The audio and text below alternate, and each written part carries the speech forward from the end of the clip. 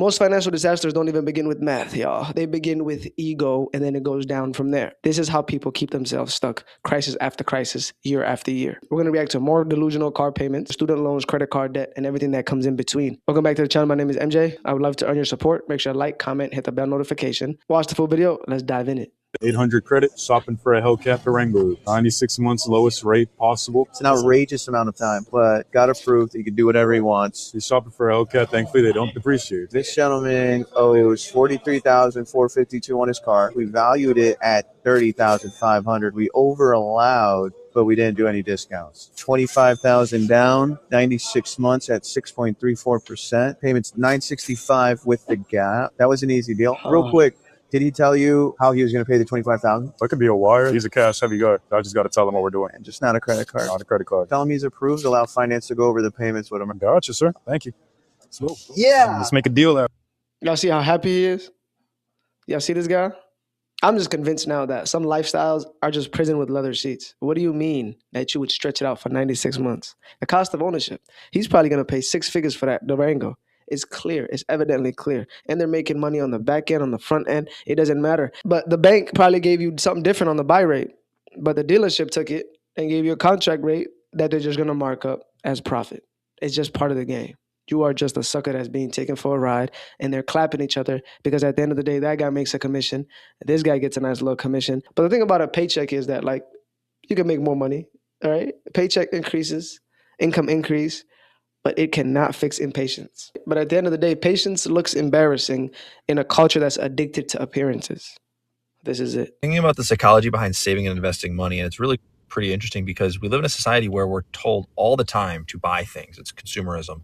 It's a lot of stuff that we don't need, or replacing items that don't need to be replaced that aren't broken. I constantly struggle with the, do I need to buy this item? Is it necessary? And I like nice things, but sometimes it's hard to know when not to buy things. For example, I'm shopping for a new car right now, pretty casually, but still, I look at nice cars, I'm going, I want that car. But then the other part of me goes, save the money. I know I'll have fun with the car when I drive it for a period of time, but at the end of the day, it becomes another tool to just get you from point A to point B. And so then are you really just getting the car? Then at the end of the day, are you really just getting the car to validate something like your self-worth? I don't know, because other people don't really care about the car. Only you do. You're going to buy the nice car, just make sure you buy the car because you actually like it, not because you're proving something. And remember that you don't have to prove yourself to anybody, because why do we even care what other people think? Fact. I mean, this is a good mentality to have, right? But it's hard to convince people when their self-worth is tied to materialism. Like, real wealth to me, or happiness, is quiet. Like, it doesn't really need much witnesses.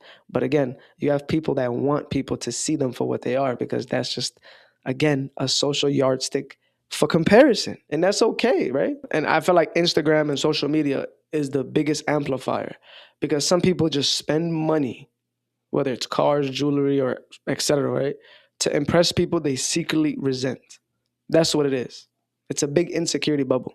I just got fired from my job. I'm working Uber right now. I bought a car from you guys like 2 months ago, and I made my first payment already, but the second payment, I don't think I'm going to be able to make it, man. And basically, I was just calling to see, like, what can I do to, like, lower this payment on the car I'm in right now? You only made your first payment, right? Yeah. In this scenario, depending where your credit score is, what I could do is just try to trade you out of that car and get you into something that would be more affordable. Yeah, right now, I got a 650 credit score. The car I bought from you guys was a 2025 Toyota Highlander. Right now, the payment is $1,150 a month, man. Yeah, that's a lot. I understand the Toyota Highlander is a very, very good car. Now, I have something here. It's a little smaller than a Highlander. Do you actually need the third row, or with 2 rows you'll be good? Nah, 2 rows is fine.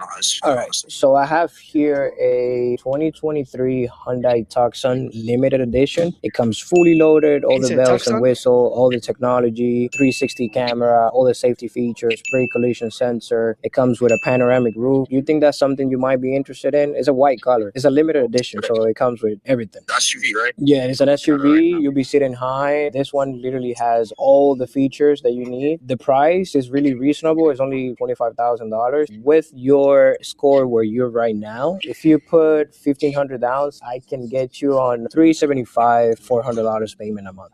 That would be perfect. Literally perfect. All right. So what I'm going to do, I'm going to set an appointment today for around 5:30 p.m. You can show up earlier if you want. Here's what happened on the back end, right? I'm going to walk you through it. They probably sat there, 2025 Highlander, probably $700-800. But once you add in the fees, the taxes, the warranties, the gap, and the title, yeah, that balloons to that price. The number changes so fast, and some people don't really understand that. It's a Toyota. You really don't need the warranty. It's debatable. I don't know. Some people do it, some people don't. Anything can happen. The gap is understandable. But the thing about warranty and gap, that's a kickback, upsell, and a commission for the finance manager. Uber driver, car's gonna lose value. You're paying $1150. $1150 for a Toyota is criminal. It's questionable. You could have got one that was a couple years older. And now you have to call in, humiliate yourself, because inside, in your intuition, you knew that this car was unaffordable. Like you couldn't do it. But again, that's admitting to hurting the ego, and people do not want to admit that. You know what I mean? And I think that modern economy profits from insecurity. I just wish people sat down with themselves and understood that, hey, I have a high chance of getting this car repoed. A lot of financial ruin comes from refusing to look average for a few years. Let's pay off our second to last credit card. About 7 months ago, my husband and I started aggressively paying off our $63,000 in credit card debt, which was spread out over 6 maxed out credit cards. 63? Damn. So let's pay off credit card number 5. Because my husband is getting 3 paychecks this month, we knew we would be able to budget the entire balance of this credit card getting paid off, but we split the payments up to make it a little bit easier. And just for context, when we first began our debt payoff journey, this credit card was sitting at a balance of $10,229.91. At the start of this month, it was at a balance of $4,010.15. And now it's at a balance of $1,610.15. And we were able to pay that balance off in full, which means the credit card is now at $0. Our remaining credit card debt is on one credit card with a total balance of $9,206.10. Now that is still a high balance and it's a lot of money, but to think that 7 months ago we were over $63,000 in credit card debt and now we're only in $9,000 of credit card debt, I could celebrate that in and of itself.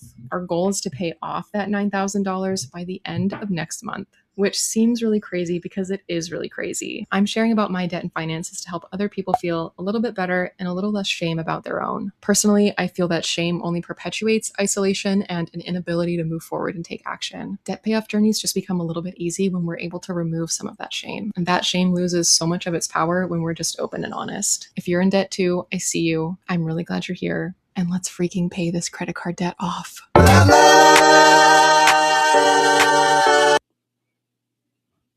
Yes. Get the weight off your shoulder. Get rid of that credit card and lock it away. Snip, snip. It should be gone. One of the most happiest feelings is buying back your time. And I understand in this country, listen, you are going to be in debt. You're going to make bad financial decisions. And I feel like most people need to experience it because if you don't experience it, you're never going to learn the pain.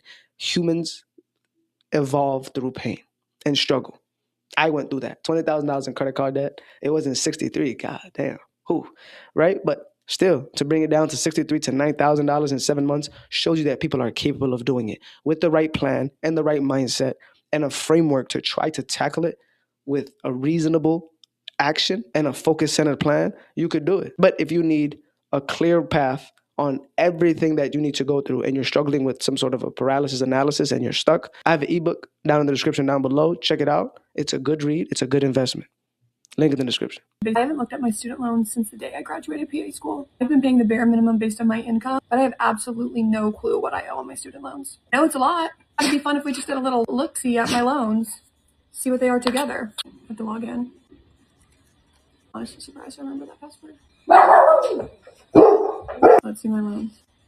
Yeah, I'm nervous for you already. A PA? I know it's 6 figures. I'm already, and you didn't look at it for a couple years? Yeah, let's see. That's sad, bro.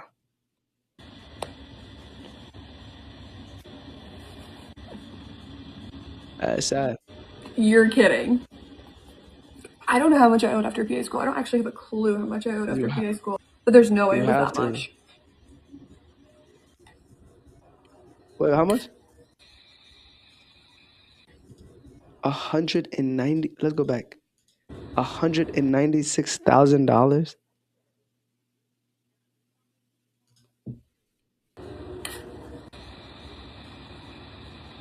Oh my gosh, that's insane. Okay.